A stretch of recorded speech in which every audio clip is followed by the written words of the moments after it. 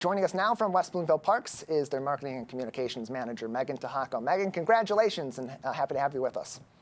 Thank you so much, Tyler. It's a great morning. Yeah, it's got to be a great morning. It's been a big effort for the entire team at West Bloomfield Parks, a years-long effort, not only in the planning, but in the promotion of this and the PR campaign. For you, on this day after this bond passes, what's this moment like for you?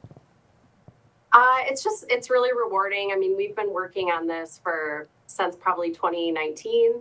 COVID obviously threw a wrench in our initial plans, but this has been multiple years long process. So we're just very grateful. We've always had immense support from our residents, and this bond proposal was no different.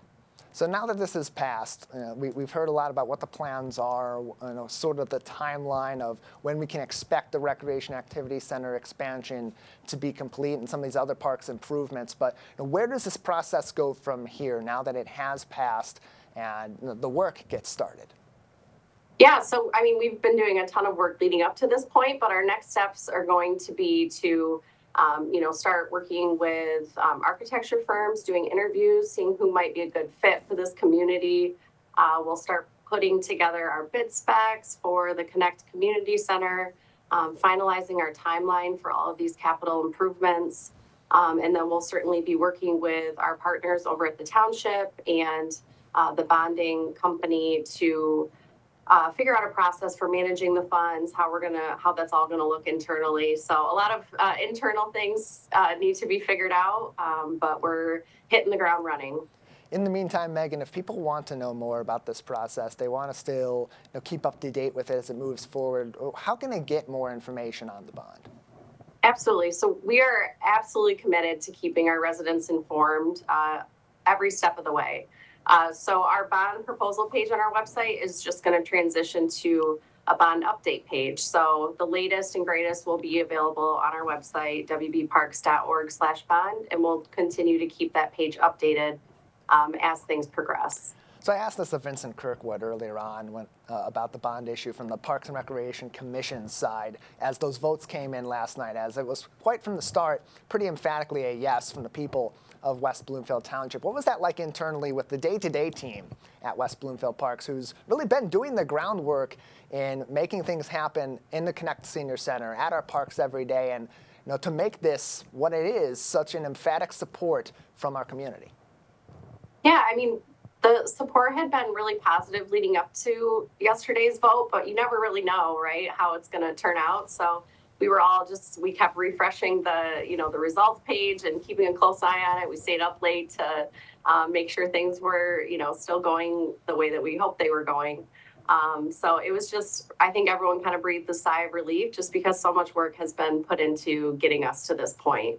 We are live, local, social with Meagan Tehako from West Bloomfield Parks on the Splash Live. Following the August 6th primary, the West Bloomfield Parks bond issue passes with 2/3 of the vote. So now the Recreation Activity Center to undergo an expansion from its current 8,400 square feet to over 33,000 square feet as well. But Meagan, it's not just a Recreation Activity Center expansion, a permanent home for Connect Senior Center. We can also expect with this bond some improvements to some of our individual parks throughout the community. When can those sort of be expected? I would imagine those may be something we see come to fruition before the Recreation Activity Center.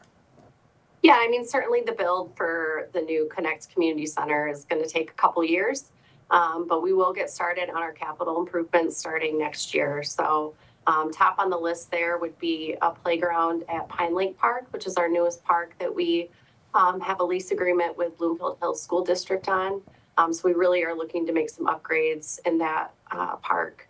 And then we'll also be working on replacing the paved walking path at Marshbank Park next year as well.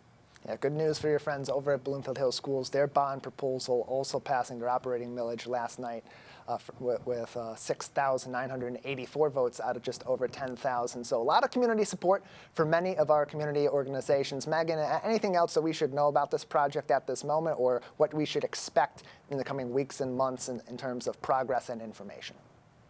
Yeah, I would just encourage everyone to sign up for our weekly e-blast. That's a great way to stay informed with what we have going on. We certainly will continue to share things on our social media channels and then on our website as well. But we always are open to hearing from residents.